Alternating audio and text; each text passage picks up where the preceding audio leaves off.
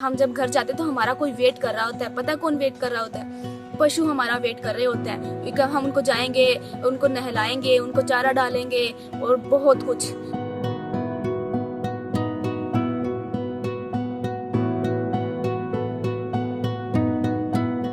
Hi guys, well I am Divya Brar, co founder of बुलंद उड़ान। Basically जैसे कि आपके किसी फ्रेंड को चोट लग जाती है और वो आपको बताता है कि मुझे पेन हो रहा है, आप उस टाइम उसका पेन इतना महसूस नहीं होगा आपको।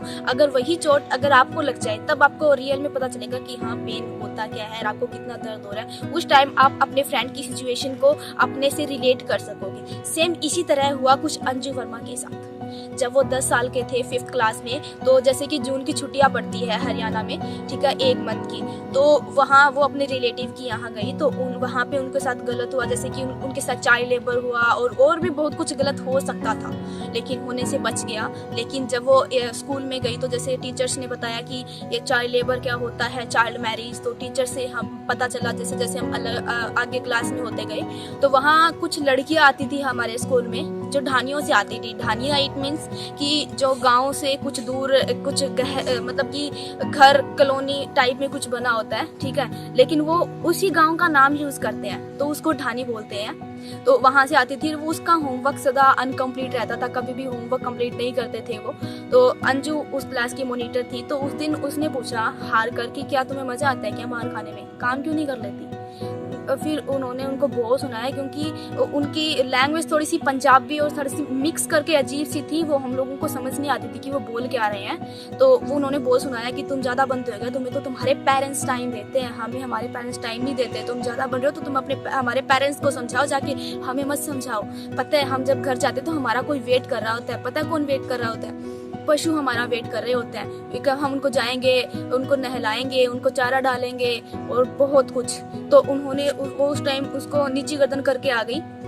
देन उसने ये बात टीचर से शेयर किया, तो टीचर बोले भी तुम इस में मत पढ़ो, तो ऐसा कुछ करके। लेकिन उसने क्योंकि सुना हुआ था कि ये चाइल्ड लेबर है, और चाइल्ड लेबर में क्योंकि पहले अगर हम अकेले जाएंगे तो हमें बच्चे समझ के निकाल देंगे, उनके पेरेंट्स बोलेंगे तुम ज़्यादा मत बोलो, तुम बच्चे हो, तुम मुझे सिखाने के लिए आए हो।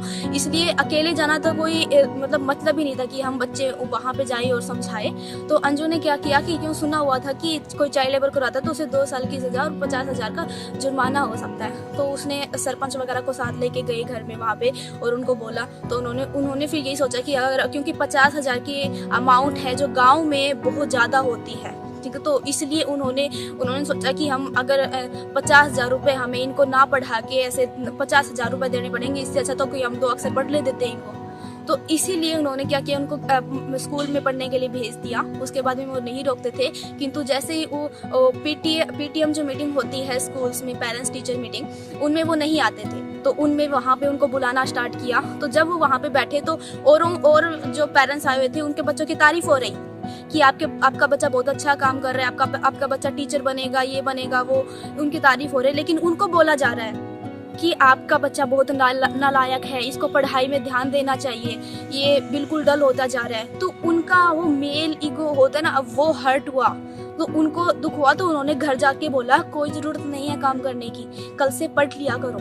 तो उसमें क्या हुआ कि जो लड़कियां मतलब कि बड़ी मुश्किल से पास होने वाली थी, वो 65 या 75% क्रॉस कर रही थी। देन ऐसे ऐसे करते करते उन्होंने, अंजू वर्मा ने 100 बच्चों के एडमिशन करवा दें। उसके बाद में अशोका यूथ वेंचर में अंजू वर्मा का सिलेक्शन हुआ। देन TEDx स्पीकर बने। देन आफ्टर दैट वहाँ पर पूछा गया कि आपका सपना क्या है, तो उन्होंने बोला कि मेरा सपना है चाइल्ड लेबर फ्री हरियाणा करवाना। तो वहाँ से आने के बाद बुलंद उड़ान टीम बनाई गई 2 अक्टूबर 2017 को। और वहाँ से आने के बाद जैसे कि स्टार्टिंग में हमारे साथ 50 लोग थे, जो कि मतलब 50-60 लोग थे जो कि बोल रहे थे कि हाँ हम आप लोगों के साथ काम करेंगे मिल करके। लेकिन उनमें से क्या हुआ कि उनको जैसे जैसे पता चला कि ये लोग तो हर घर में लेके जा रहे हैं, धूप में हर एक घर का दरवाज़ा खटखटा रहे हैं, तो उन लोगों ने क्या किया, वो 50-60 से 30 हो गए। देन 30 के बाद वो लोग 15 रह गए। एक बार तो दुख हुआ कि ये लोग तो बिल्कुल, हम एक टाइम ऐसा आएगा कि हम अकेले रह जाएंगे। लेकिन फिर हमें पता चला कि पहले तो ना मिक्सचर आया था कंकर पत्थर वगैरह का, लेकिन अब कंकर पत्थर जैसे ही छन्नी से उनको छांटा गया, कंकर पत्थर अलग हो गए और कोहिनूर के हीरे हीरे बच गए। तो इसीलिए तो हम लोगों ने अब जो हमारे पास टीम मेंबर्स है बहुत अच्छा काम कर रहे हैं। और अभी हमारे जो बुलंद उड़ान टीम ने 700 प्लस बच्चे के एडमिशन करवाए हैं स्कूल में, और 60 हम लोगों ने चाइल्ड मैरिज स्टॉप करवाई है, एंड 15 सेक्सुअल हरासमेंट के केस को स्टॉप करवाया है, और एक प्यारा सा फीमेल फिटिसाइड का केस जो कि मतलब हम लोगों ने होने से रुकवाया है। और हम लोगों ने लॉकडाउन में 700 प्लस जो बच्चे थे उनके घरों में 1 से 1.5 महीने का राशन भी हम लोगों ने प्रोवाइड करवाया है।